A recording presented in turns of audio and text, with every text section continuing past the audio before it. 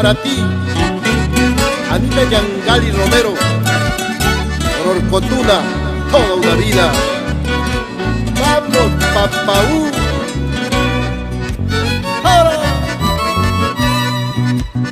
De lejos yo vengo en busca de una ingrata presumida orcotuneña.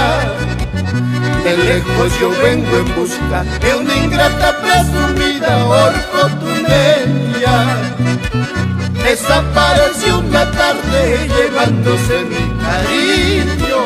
Desde entonces yo la busco por la de desconocido.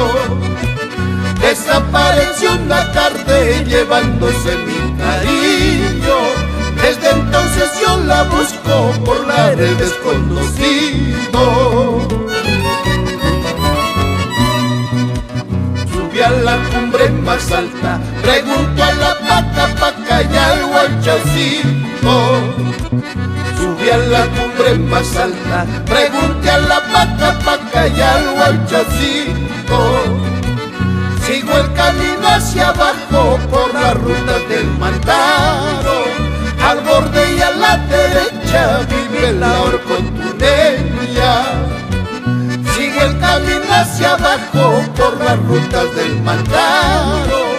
Al borde y a la derecha vive la orcotuneña.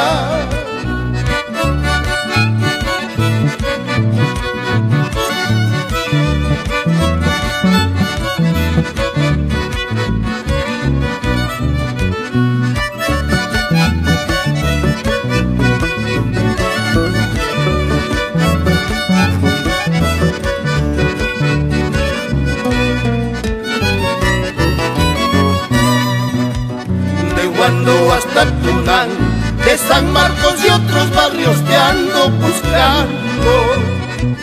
De Huando hasta Tunán, de San Marcos y otros barrios te ando buscando. El guaychacito cantaba, la paca lloraba, al saber mi mala suerte por culpa de tu cariño. El guaychacito cantaba, la paca lloraba, al saber mi mala suerte por culpa de tu cariño. Orcotuneña, qué mala eres, por tu belleza que vanidosa. Kurkus wamlayata ya asiguna, warpayaripis nunamakanchu.